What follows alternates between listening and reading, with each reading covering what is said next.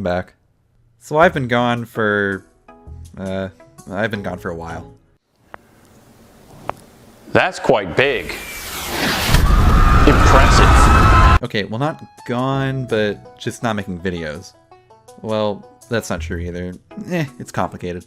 I'll save the full story for another video since I know that's probably not what you're here for.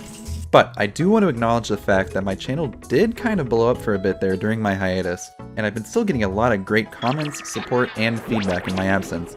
So seriously, from the bottom of my heart, thank you all for sticking around. I wasn't planning on doing this so soon, but given the circumstances, I feel like I owe you guys something. So today we're going to be briefly stepping back into the world of Metroid to check out what is by far my most requested game to cover on this channel. Metroid Prime Pinball. What? Pinball? No, it's obviously AM2R. It's in the title of the video, for crying out loud. Do people seriously like this? Who watches this garbage? 2016 was a rough year to be a Metroid fan. The last game in the series was released nearly 6 years prior, although it had actually been 9 since the last one that anyone considered to be any good. While it's safe to say now that Other M didn't kill the Metroid series, for a while it did kill the fans' confidence in Nintendo's ability to make a good Metroid game, or at least one that understood what made Metroid great in the first place. All of this was further exacerbated in August of that year, where we saw the release of Metroid Prime Blast Ball and its co-op campaign. I know I like to dunk on Federation Force a lot in these videos, and while I'm sure it's certainly a fine game for what it is, it completely missed the mark for Metroid fans and was just further evidence that Nintendo was woefully out of touch with what their fanbase wanted. You know what else was in August of 2016? Only the 30th anniversary for this little game.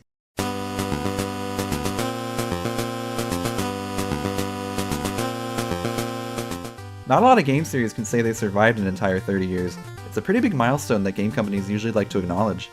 Mario's 30th anniversary saw the release of Super Mario Maker, one of the best, most iconic games for the Wii U. Great. Zelda saw the re-release of Skyward Sword on the Wii U eShop. Admittedly not as grand, but at least it was something. Metroid? I don't know, give them a wallpaper for the 3DS or something. All of that to say that Metroid's 30th anniversary wasn't really on their minds, since I can't find any evidence to suggest that Federation Force was supposed to be that coveted anniversary game.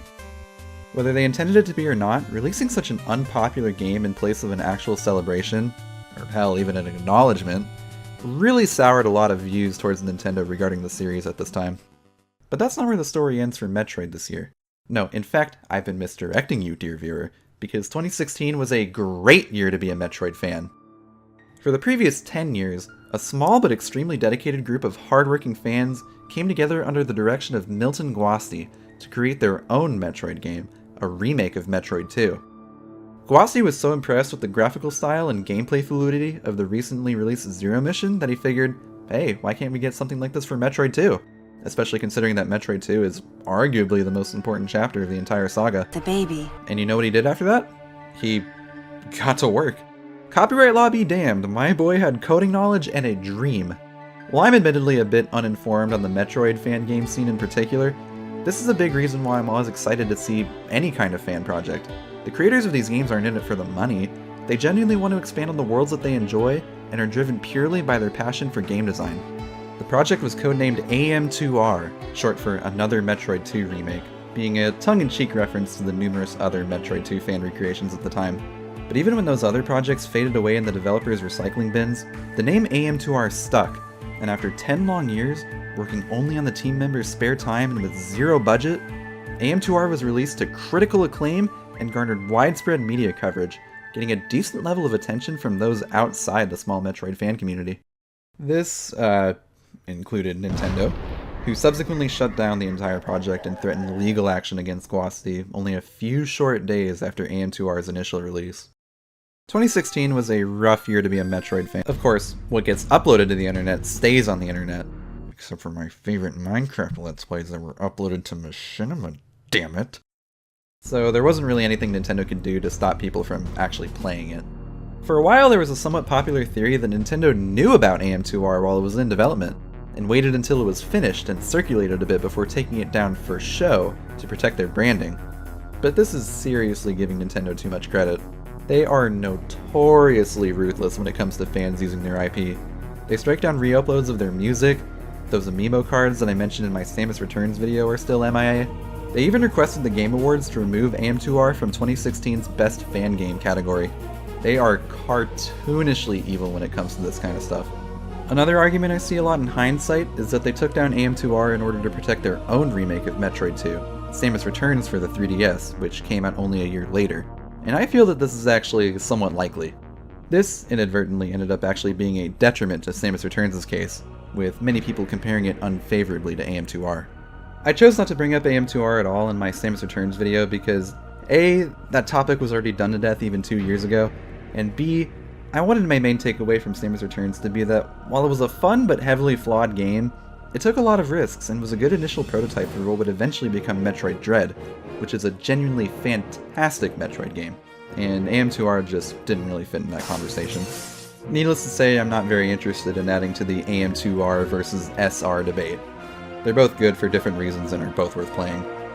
But I'll just say to end the speculation once and for all, that between these two, my favorite is AM2R. Duh, no question.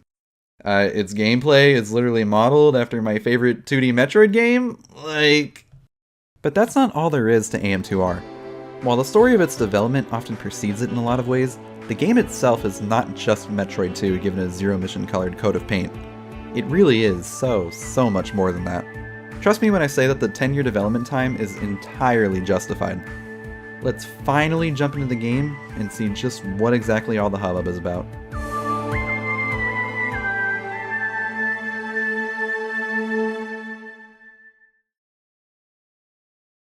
Samus' ship lands onto the planet, and we get to explore SR388 for the first time, for the last time. Ron, we're going back, bitch! AM2R's first improvement from its source material can be noticed the moment you start the game, as we're treated to an opening cutscene providing details for our mission. The original didn't have any sort of introduction at all. It expected the player to read the manual for that info prior to starting the game. While I've already covered this story twice, I suppose it wouldn't hurt to get us initiated one last time. The Galactic Federation recognizes the danger that the Metroid species poses to the galaxy after numerous incidents where they were used as biological weapons that threatened intergalactic peace. I appreciate the allusion to the Prime series, although the Metroids weren't really the main threat in those games, it was the Phazon. You might think I'm being overly pedantic here, but this says otherwise. Anyway, the Galactic Federation sends them to me to research it. Hey, I was reading that. Wait a second. I was reading that, and now I'm not.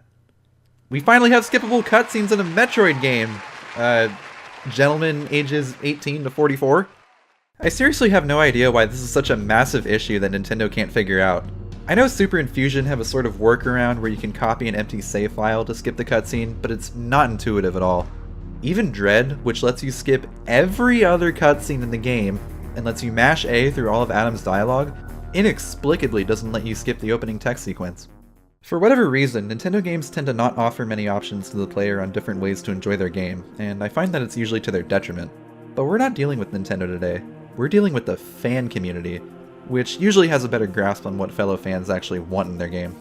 By default, AM2R bases its control scheme off of supers, but there are options to change the aiming style and missile toggling to be more in line with Zero Mission, if that's what you prefer. Every single button is remappable, and the game is totally playable on keyboard as well as controller. You can even turn off specific upgrades if you want, like in Super, and this even includes the power grip. I'm not sure why you would, since I feel it's pretty important to Samus' movement without her floating moon gravity from Super, but as far as I can tell, you can beat the game without it as long as you're clever with your wall jumps, which, yes, those are back and in their former glory too. AM2R's control scheme doesn't really do anything radical or innovative on its own, but this level of control over the player's controls is unlike anything we've seen in the series up until this point, and it's something Nintendo could really learn from instead of just striking it down and pretending it never happened. Okay, I'm done being salty now.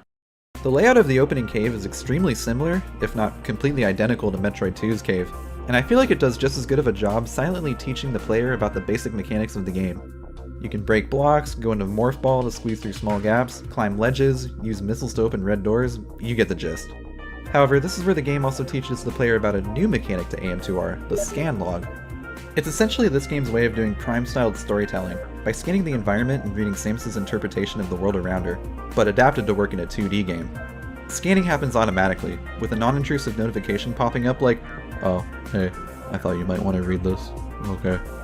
So it's there if the player wants to read it, but it's not necessary, and it still makes room for the show, don't tell style of environmental storytelling that the 2D games are so good at. Unfortunately, I feel that the scan log doesn't get quite as elegant of an introduction as the game's other mechanics. The first pop-up that you get about the scan log is during the fight with the first Alpha Metroid. Like, I'm not gonna be looking there, I'm fighting for my life over here! Once you actually decide to look at your scan log, you'll notice that it's already full of entries about the lore of SR388 and mission-critical details that were strangely omitted from the opening cutscene, like the research and combat teams sent by the Galactic Federation. I know this is just a big nitpick, but when the game does such a good job of teaching the player about its other mechanics, it stands out a lot more than it otherwise would. After defeating the first Alpha, an earthquake happens and causes the magma blocking the path to lower. This mechanic wasn't explained very well, or at all, in the original game, but because the player can actually see the magma lower firsthand, it isn't too much of a stretch to realize that killing the Metroids is what causes the magma to lower. Another scanlog entry makes note of the earthquakes, but it doesn't outright say that killing the Metroids is what lowers the magma. I actually kinda like this, as it lets the players make that connection themselves, and lets the environmental storytelling still have a chance to shine through. And, well, as for the environments themselves, they're some of the most immersive and detailed that we've seen in a 2D Metroid game. So many tiny little details both visually and in the sound design that really help make this world feel more alive. Later on, when you start fighting mechanical enemies, they actually make these clanking noises and you can see the nuts and bolts fly out of them, instead of just disappearing with the stock explosion effect. Although those are still here too. The last thing we ought to take a look at in this opening cave is our battle with the first Alpha Metroid. The Metroids in Return of Samus didn't exactly pose much of a challenge, with the most difficult aspect of each fight being the stiff controls. They didn't take many hits to take down, and the strategy never really evolved past spamming missiles at them while face-tanking the damage that they dish back. Now, with AM2R upgrading Samus to be as fluid and maneuverable as she is, it only stands to reason that the Metroids also get a bit of an upgrade. The game does this by covering them in a thick layer of armor, making them immune to any attack that isn't on their now accentuated weak point. The Metroids are extremely aggressive now, and they're programmed to try their best to hide their weak point from the player as much as possible, but with some fancy footwork and good aim from the player, it's still possible to make quick work of them. Needless to say, I think this version of the Alpha battle is a significant improvement over the source material. It makes good use of all of Samus' new techniques, is a bit of a challenge to take on from the start, but is really satisfying to master and make quick work of once the player is more familiar with the game's mechanics. But most importantly, these earlier fights don't really drag on too long, and they understand that there needs to be somewhat of a balance to make sure that these fights aren't too drawn out, otherwise they'd get a bit boring and repetitive. More on that later. Our next stop is towards the Golden Temple, the first proper area of the game. I like that you're once again able to pick and choose the order that you do things within these areas. For this area in particular, it doesn't really amount to much since you need bombs to access most of the items in Metroid battles, but these little bits of non-linearity help break up the monotony in repeat playthroughs, despite the game as a whole being linear. All these years later, the thing from Metroid 2 that I still remember most clearly is the music. The Ruins theme is so unfittingly loud and obnoxious for a series as quiet and enigmatic as Metroid, especially given the context of the Chozo civilization and the air of mystery surrounding them.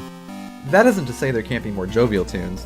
For instance, I think AM2R's take on the SR388 surface theme is still pretty bouncy and fun, but it really says something when the game is able to take, well, this, and is able to bring it back down to earth. AM2R's arrangement honestly isn't even that far off from the source material if you really sit down and compare the two. I think my main issue with the original is just the instrumentation, but that's just another product of Metroid 2's massive ambition despite being on the original Game Boy. This song isn't bad, it's grown on me. All it took was to be made less annoying. Most of the power-up locations are kept roughly the same, including the ones just kinda sitting out in the open next to each other, which is interesting. But some of them are given new level gimmicks in line with some of the stuff that we saw in Super and especially Zero Mission, like these light bulbs and moving blocks. The charge beam replaces the ice beam here, where it's given the very useful ability to draw on item pickups like the Prime series. It makes refilling after a Metroid battle much less risky when you got items hanging over spikes or poison ivy or whatever. Speaking of refills, the health and ammo stations have been dumped in favor of just rolling all of those functions in with the save stations. This is something that I believe was previously only done in the Chozodia area in Zero Mission, and I really don't know why Nintendo is so insistent on having these features be separate. It just makes things simpler and helps declutter the map, so good job AM2R. Once we collect everything and actually get to the Metroid battles in this area, one thing to note is that the arenas themselves start to get more treacherous. This was also the case in Metroid 2, but it's a bigger deal here since Samus' positioning is now more important for these fights. It helps each individual Metroid feel more unique and less samey and repetitive as the game goes on. But it's not just the arenas that update between fights. Each Metroid's behavior also varies slightly. Some will be a bit more passive and try harder to protect their weak spot, others are a tad more aggressive and will rush you down, and some dodge out of the way. This dodge mechanic that the Metroids do is my single biggest complaint with AM2R. It is incredibly frustrating to have the perfect shot setup that'll smash this thing's skull straight into the pavement, only for it to out of the way, with that little sound effect just to rub it in. What's even more frustrating is when you still hit them, but because the Metroid was programmed to dodge that next attack, it just bounces harmlessly off of them. It's baffling. I'd say that the vast majority of the Metroids are able to dodge, or parry in the case of Zeta Metroids, which is just as frustrating. It just doesn't make any sense to me, like, why am I being punished for lining up my shot correctly? While there is some counterplay to manipulate the enemy AI and avoid these moves for most of the Metroids, it's unintuitive and frustrating to deal with, and it's usually faster to just face tank the damage and spam missiles like in the original game. Although the Metroid battles only make up a small portion of the game's overall runtime, it's still the part that I dread the most when going into a new area, which is a shame given that it's the driving force of the entire game. Like I said for Samus Returns, I just don't think this is really a concept that works well for an entire game, at least not without some more significant retooling. Leaving the Golden Temple, we get to see our first glimpse of how AM2R overhauls our progression through SR388. We're thrown for a loop when the exit is suddenly blocked off, and we're challenged by the Ancient Guardian. This is one of many original boss fights added to AM2R, and while I feel that the game stumbles a bit with the Metroid encounters, these provide the variety that the original was so desperately lacking. The Ancient Guardian in particular isn't really anything all that special. It actually reminds me a lot of that worm thing from Zero Mission that had the charge beam, but it serves as a good way to teach the player to be on the lookout for enemies' choreographed attacks. And I do love that the spike walls close in on Samus as it gets closer and closer to defeat. Pretty good first boss. The second area of the game is where we also start to see AM2R's more aesthetic changes. Rather than being yet another temple, it's been reworked into the Hydro Station, a waterworks facility that once brought clean water to all the other locations throughout the planet. Samus Returns also recontextualized the buildings from the original game, ironically also being a water treatment center in Area 2. But I like that AM2R goes out of its way to explain how these systems function and connect with other areas. It helps the planet feel more like an actual place that could exist. A wash cycle and a trip through the blender eventually gives Samus the Varia suit, where it gives this pretty cool cutscene reminiscent of the black and white original. Also, I just learned that the Varia suit in Metroid 2 actually gave the player a small boost to their run speed. It doesn't in this game sadly, but be honest, did anyone else here know about that? I like to think that I'm pretty on top of obscure Metroid knowledge, but that fact really managed to surprise me after I got a comment on it on my Metroid 2 video. Metroid is such a special series. I love that I can play these games and keep learning about new secret mechanics for years to come. Arachnus makes his grand reappearance, being the keeper of the oh-so-useful spring ball, but his fight is much more interesting. Keeping the gimmick of the original where you could only be damaged by bombs, AM2R cranks it up a notch by not having him be damaged by bombs directly, but by using them to launch him into these electric spikes protruding from the wall. It's ridiculous, but it's much more entertaining, and I'm glad that he still stands out in a game that got a ton of new, interesting fights. One of those interesting fights comes not long after in Area 3. The Industrial Complex? I find it to be quite simple. Early on in the area, we're able to pick up the space jump from this statue, but the door locks us in as we're thrust into another battle with a Torizo statue. No, not a Chozo statue, or a Chorizo statue, a Torizo statue, with a T. I got quite a few comments on my Super Metroid video correcting me about the name that I used for these bosses, wondering why I was calling them chorizo like it was a goddamn sausage. I get that the names sound similar, but guys, it's Torizo. It's on the wiki. That's what they've been calling them since the game's original strategy guides came out. If you're gonna try to own me, at least do some basic research on the thing that you're correcting me on. You're probably like, oh, stop taking it so seriously or so personally, but no, you do not understand. I've lost countless nights of sleep over this. My wife thinks I'm a monster and I haven't seen my kids in months. I was declared a menace to society. Chorizo, oh, give me a break. Do you all think this is just a game? I don't even care about AM2R. I just needed an excuse to come back to make a video to address this. You think I give a shit about what you think? I don't even know what an SR38 is. I will have vengeance! Anyway, feel free to actually keep correcting me in the comments. I'm sure it probably helps with the YouTube algorithm. The Chorizo boss starts off fairly basic, being a somewhat watered down version of the golden variant from Super that can't chuck your missiles back at you. Actually, wait, can it?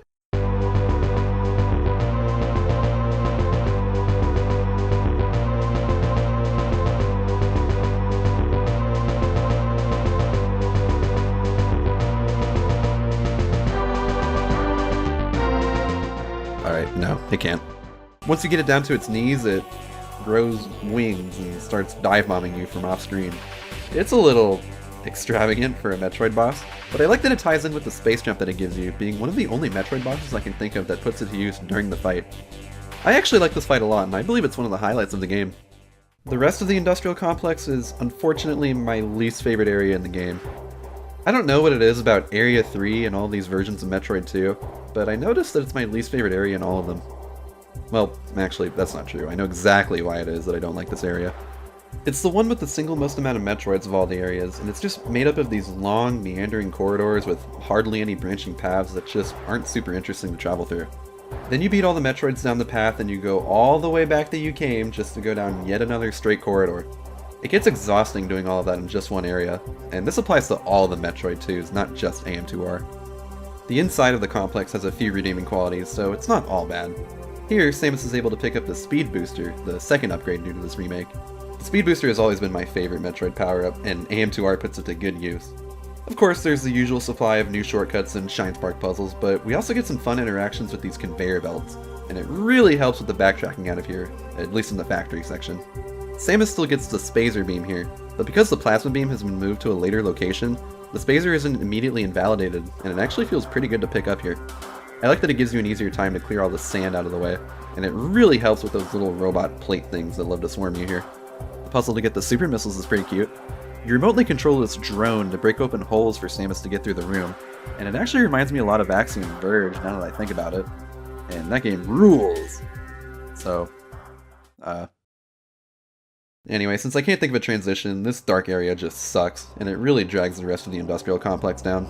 Super had a few rooms that experimented with lighting effects too, but it worked better in that game because the room only got darker as a punishment for killing these firefly things, whereas here it's just dark for the sake of being dark. Also didn't go on nearly as long in Super. It honestly takes me back to how claustrophobic the original Metroid 2 was with how little you were able to see ahead of you, which might have been what they were going for, but that was one of my least favorite aspects of that game, so it's not exactly a compliment.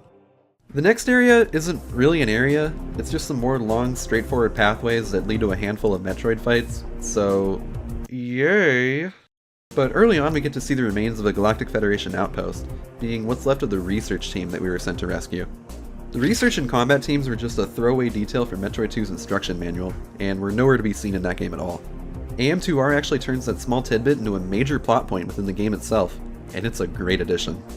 We get to see firsthand the destruction and ruin that the Metroid species poses, especially considering that all of this damage was caused by a mere 2 alphas.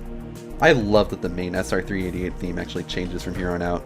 This new rendition is more steadfast and determined, like we're really buckling on our serious pants now that we have first-hand experience with what the Metroids are truly capable of. With that context, I actually don't mind this glorified walking section afterward, as it gives us time to process what we saw and prepare our next wave of attacks against the Metroids. This in-universe, up-to-your-interpretation style of storytelling is something that the original Metroid 2 actually did extremely well, despite the hardware it was on. And it's nice to see that AM2R is not only able to capture that same spirit, but expand on it and give these moments the weight that they deserve. The area that follows is easily my favorite in the game. Late into the original Metroid 2, Samus comes across a sprawling building that houses all of her different beam types, acting as a sort of central hub where the player can switch their beams if they choose, if they were crazy enough to drop the plasma beam. AM2R recontextualizes this into a facility simply referred to as the Tower, a weapons testing research center powered by geothermal energy from the planet's core. The Gamma Metroids are starting to become a non-issue now that we have a larger stockpile of super missiles, so it only stands to reason that we start seeing their next form, the Zeta Metroids. Once again, the Metroids just have this ability to invalidate your perfectly placed missile shots for no reason. It makes it feel completely pointless to even pick up missile upgrades if the Metroids can just swat them away like that. Just an absolute complete waste of my time that invalidates— Shut up, bitch! Oh my god! Alright, in fairness, like Samus Returns, I actually feel that the Zetas are the most well-designed and fun Metroids to fight in the game. They can't fly, and they don't home in on you as quickly anymore, So Samus's positioning in the arena actually ends up mattering a lot more than the other fights, which helps make it feel more tactical. Plus, the game's almost over and there are only a handful of these fights anyway, so it doesn't get as stale and monotonous as the alphas and gammas. Upon first entering the tower, the power is completely shut off, meaning that most of the doors within are locked shut. The only way that we're able to break in is by sneaking into these tunnels and crawling around inside these walls, like we're Batman going through all the conveniently man-sized air ducts or something. I'm proud of you, Dick. We're eventually funneled into the central room where we're able to bring the power back online, and whoa. Lore and Orphere from Super is one of the most commonly reused themes throughout the whole series, and it gets a bit tiring hearing it so often, but I love this techno-futuristic rendition of it. And hearing the song build up as we watch the facility power back online, it's just so cool. Guarding the plasma beam is the Tester, probably my favorite original boss from AM2R. Like the name suggests, it utilizes all of the Chozo weaponry at its disposal as part of a testing simulation, but the fight is very real and is definitely one of the game's more difficult battles. I really like that the Tester's functions tie back into the original purpose of this building in Metroid 2, utilizing every one of the beam weapons that we were able to collect there as part of the fight. The tower actually differs from every other area in AM2R, in that it lets you take on all of the Metroids here before even getting a single upgrade. This actually presents an interesting option to the player, where they can either enter the tower as soon as possible to get the plasma beam and have an easier time in the geothermal plant, or kill all the Metroids first to lower the magma and enter the plant early to get the power bombs, opening an alternate route into the tower and making that section quicker instead, or just skipping the tower section altogether. While AM2R is still a linear game overall, I really enjoy that some sections give the player the option to change up their path in a way that's actually meaningful to the experience, and this is the game's best example of that. Below the tower sits the aforementioned geothermal plant, the lowest point on the entire map. Entry through here is painfully slow, waiting for these two doors and then having to bomb through every single one of these bomb block tunnels, but it's done that way on purpose. Collecting the power bombs at the very bottom of the plant allows Samus to escape this locked room by overloading the nuclear power cells. Metroid 2 famously never included an escape sequence, which is a staple throughout every other game in the series, and might be part of the reason why it got the black sheep treatment for so long. AM2R seeks to rectify this by having the geothermal plant rigged to blow once the temperature gauge reaches critical, because Sammy here is just never allowed to catch a break. In all seriousness, this sequence is fantastic.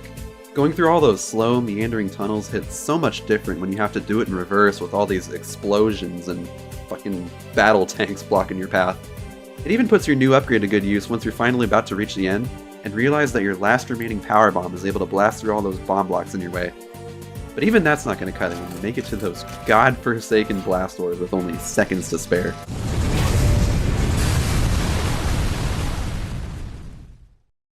Just a breathtaking moment. You can feel Samus's perseverance as she gets back up, and it gets the adrenaline going as you begin your ascent from the literal bottom of the map back up to the top to take on the Queen Metroid and end this war once and for all. Wait, what's that? There's still another area? Oh. Huh. Yeah, so where Metroid 2 would begin its trek to the Metroid Hive to start wrapping up the adventure, AM2R decides that now would be a great time to introduce a brand new original area to flesh out the adventure a little bit more. This is the Distribution Center, a facility that once used transport tubes to deliver power cells and robotic drones to the other locations within SR388, but was flooded and left in disarray after something busted this pipe and caused heavy damage. Now, I actually enjoy the gameplay here. We learn about a new mechanic involving these power cells, where they surprisingly have a ton of depth and strategy. Concussive weapons can knock them around, where the goal is to bring them to these generators to be able to open locked doors, but they're also vulnerable to your beam weapons, creating an EMP that disables robotic enemies and your own weapon systems. The manner that the game teaches the player about these power cells is just so professional and perfectly executed. It reminds me a lot of the best designed Mario levels actually, where they start off simple and become increasingly complex.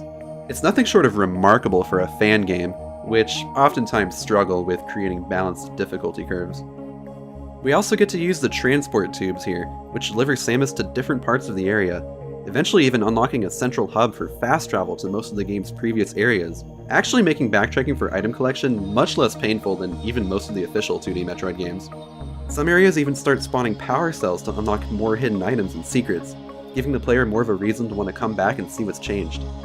However minor it might be, I love seeing the world update like this as a result of the player's actions, as it makes each area that much more interesting to travel through to see what's changed. Also, stating the obvious here, the tube delivery system is just a way more fun and creative way of getting around the map than the basic-ass video gamey teleport stations that we saw in Samus Returns and Dread. I love that the Ice Beam just instantly shatters enemies and drops them to the ground instead of freezing them in place.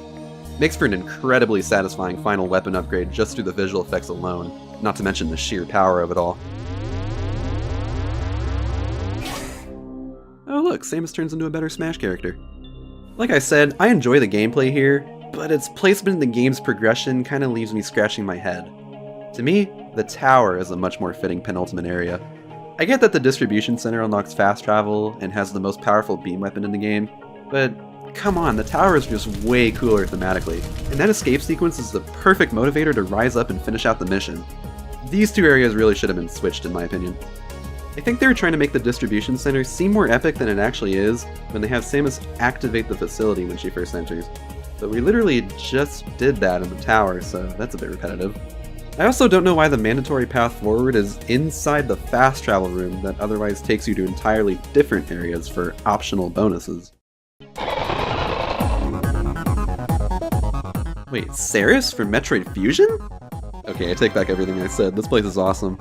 This fight feels random and fan servicey at first, at least it did to me, but it actually ties nicely into the lore of Fusion, given that all of the enemies on the BSL station were X-Parasite mimics of species from SR388. So we're actually seeing Ceres in his natural habitat here. He's just as fast and maneuverable as he was in Fusion, but with the larger resolution of the game and being able to see more of the environment around Samus, it feels much more fair. Okay, now we're ready to take on the Metroid Hive. You gotta be kidding me. Alright, I'm joking. This area is optional, so it's only here if you want to explore off the beaten path. Since I like exploring and going for 100% item completion, I will absolutely take up that offer. Like I said earlier, the Fast Travel Hub gives us a chance to easily warp back to the previous areas and pick up any items that we missed, and to do some new item puzzles along the way. If we go off the beaten path a bit, we can see that the entrance to the research team's base has an elevator that was previously blocked off by some rubble. Now that we have the means to clear it out of the way, we can access it and let it take us to a different part of the surface. This is the landing site of the GFS Thoth, the ship that brought the research team to the planet. It continues to build off that feeling of emptiness that the research base gave earlier in the game. The whole area is just bleak and depressing. It leaves an impact on the player if they go out of their way to find it. The only regular enemy here is in this little cave off to the side, and whoa, I know this cave. This is the very same place that Samus would first encounter the X-Parasites later on in Metroid Fusion. At this point in the timeline, it seems so unremarkable, but with the atmosphere, droning music, and knowledge of the future, it's also foreboding and unsettling at the same time. I love this. This is probably my favorite fan service moment in the entire Metroid series. It's so subtle, but it hits all the right notes, and it's not even in an official game. The boss within the ship is known as Genesis, and it's fine. It's based off a minor, otherwise unassuming enemy from Fusion, so like Ceres, it makes sense for it to be here, but it's significantly more powerful than it was in Fusion, and it has all these ridiculous lightning-quick attacks that it didn't have before, or after, whatever, you know what I mean.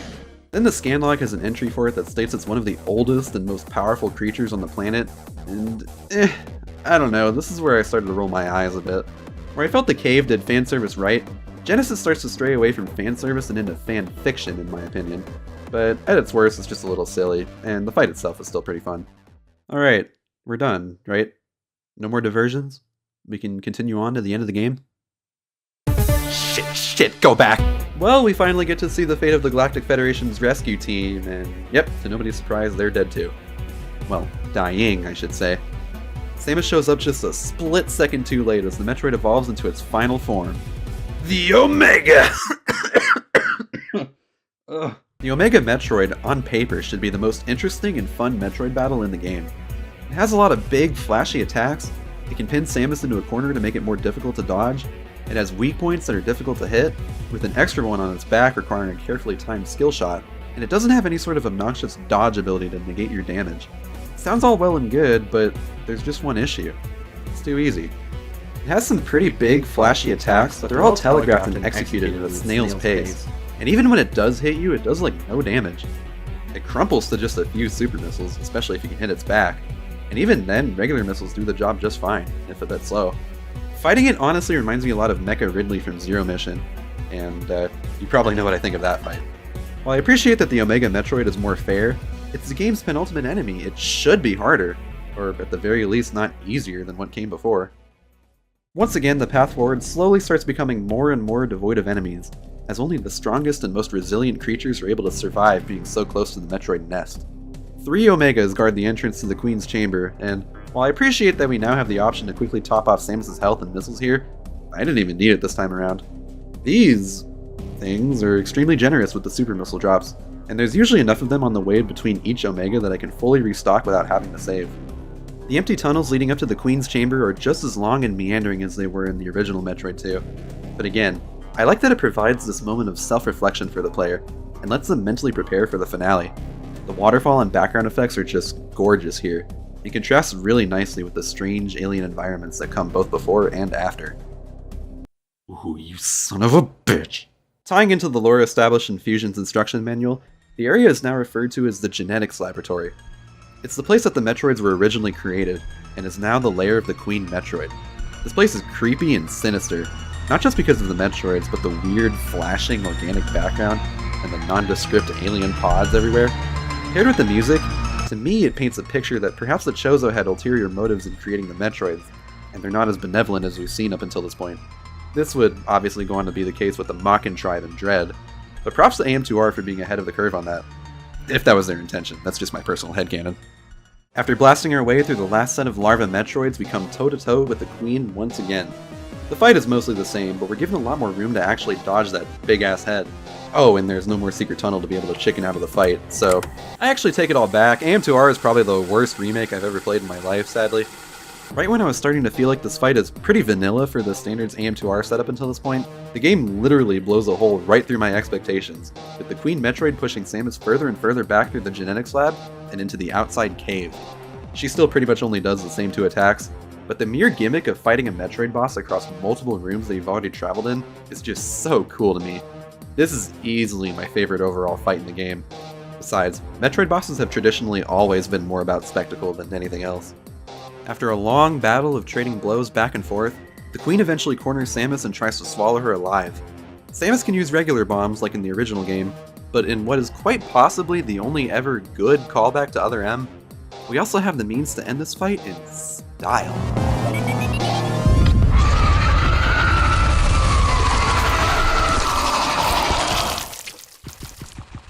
Yeah, so anyway, here's how the Queen Metroid can actually still return as the main antagonist in Metroid 6. After making our way through the wreckage of the genetics lab, we come across the egg of the last Metroid. This was easily the most iconic and memorable moment in the original Metroid 2.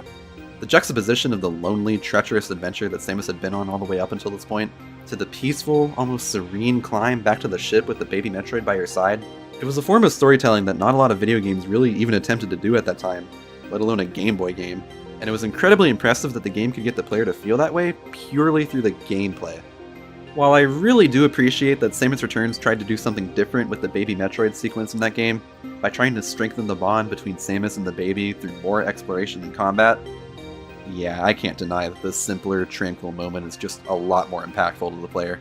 AM2R is able to recapture the same magic of the original Metroid 2, without being bogged down by the limitations of the original Game Boy. All the important gameplay beats are there, but in AM2R, the music is perfect, the night sky in the background once you reach the surface is just breathtaking, and the controls this time are fluid enough to not take me out of the game and break my immersion. Metroid 2 is perhaps the most misunderstood game in the series. It was a radical change from what came before, and what would eventually go on to be established later. While it didn't do everything right, it was ahead of its time and it couldn't fully convey all the great ideas that it had due to the limitations of the original Game Boy. The vast majority of AM2R's flaws are purely because it is a faithful remake of Metroid 2. I don't think there's really any way to make killing like 40 of the exact same enemy very fun or engaging, but AM2R at least attempts to rectify this, and also builds around these battles with lovingly crafted original challenges. Every idea that was actually good that Metroid 2 had was perfectly recreated and done better here. These ideas were given the spectacle and energy that they deserve, and it makes experiencing them in the modern age much less frustrating, letting the good shine through a lot better. While AM2R doesn't really do anything to move the series forward, it's an amazing refinement of the ideas that we already knew worked, and shows that perhaps the fan community understands the series better than their own creators, at least at the time. And that's where the story ends for AM2R. At least, Milton Guasti's vision of it. As I said, all the way back at the beginning, Guasti was hit by a DMCA takedown request from Nintendo and was no longer legally allowed to work on AM2R, so he complied and moved on. But this wasn't the end of his story, as his work on AM2R caught the attention of Moon Studios, who would eventually hire him and where he would go on to be a level designer for Ori and the Will of the Wisps. God damn, this man's got 2 amazing Metroidvania games under his belt. Milton, if you're somehow watching this, keep being awesome, and I'm looking forward to what you have in store next. But the law didn't stop this game from getting made in the first place, and it isn't stopping it from getting distributed, so it only stands to reason that nothing's going to be able to stop anyone else from taking over the project. Members of the AM2R fan community have taken it upon themselves to continue updating the game with the AM2R Community Updates mod, which is just so funny, honestly. I love that we're getting derivative fanworks of derivative fanworks.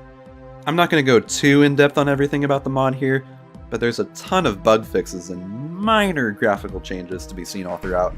The most obvious new feature is widescreen support, which is very nice, although I wish they updated the placement for some of these screen transitions. It's a bit jarring in some places. Aside from that, a few bosses get some new attacks to make them a bit harder and less repetitive, most notably Ceres and the Queen Metroid. My personal favorite inclusions are the new game modes, like Fusion Mode and the Randomizer. Fusion Mode isn't just a difficulty increase like in the official titles, but rather it actually replaces a lot of the item drops with X-Parasites that function exactly how we saw them in Fusion. I think this is definitely a lot more interesting than a basic difficulty increase, and it gives the player more of an incentive to check it out. As someone who's completed a couple of medium difficulty Super Metroid randomizers, I know, you're impressed. Having a built-in randomizer without having to fiddle around with external programs, it's a very welcome change and has the potential to make this game infinitely replayable. Almost the entire map is open from the very beginning, meaning there's a ton of possible permutations, especially if you get the screw attack early on to use the fast travel tubes. Classic mode guarantees a helpful item in the first area, but I like to live dangerously, so I recommend AM2 random mode, where any item can spawn anywhere, and it's just complete chaos. I love it. The randomizer adds these skull things to certain areas of the map to help prevent you from getting soft-locked, but they also show up during regular gameplay. Apparently they were in the original Metroid too, but the community mod adds them back to add some more life to SR388, but I don't know, they're kind of distracting to me, especially the little ones that pop out of the ground. An option to disable these in the main game would have been nice. From the launcher, we can even build an APK file to make the game playable on Android devices, which I'm personally a big fan of. It takes us back full circle to the original Metroid 2 being a portable game. Overall, while the community mod certainly isn't necessary to experience AM2R's brilliance, it is a worthy upgrade and is easily the definitive way to play the game. Even if you've already played the original AM2R, check the mod out and give yourself a reason to get immersed in this world all over again. While AM2R is not an official Metroid game, in the sense that it wasn't published and licensed by Nintendo, that doesn't take away from the fact that it is a Metroid game. The fact that I rated it so highly, and reviewed it with the scrutiny, dignity, and respect that I would give to an official game, speaks to that. AM2R absolutely deserves its place in the Metroid lineage, along with every other game that inspired it, and it deserves to be covered on the Base Sam Metroid Review Show extravaganza. That's what we're calling it now. Besides, what does it even really mean for a game to be quote-unquote official? Yeah, all of the Metroid games are published by Nintendo, but I don't care about some faceless money-grubbing corporation. Nintendo didn't make these games, it was the many individual developers that make up Nintendo. Almost all of the faces behind each game differ as the years go on, oftentimes with entirely new studios joining in. Ship it Theseus. Even Yoshio Sakamoto, who's been with the series since the very beginning, isn't credited in every Nintendo-published Metroid game. If any one individual person can't claim full ownership over the series, then why should I care about what some soulless suits have to say? Oh, the law? Yeah, that's working great for them. AM2R proves that even through the darkest hours of any game series' existence, it's not solely up to Nintendo to keep the series alive, it's the fans. And I'd argue that they have more bargaining power than Nintendo does, whether they like it or not. If it wasn't for the support of the fans, Metroid would have died after the first game because they wouldn't have made any money from it. It's that simple. AM2R was a beacon of hope for Metroid fans during the tumultuous period that was pre-Samus Returns. And whether or not it had any influence over the development of Samus Returns, Nintendo needs to hop off the goat and show some more respect to the group that made Metroid what it is.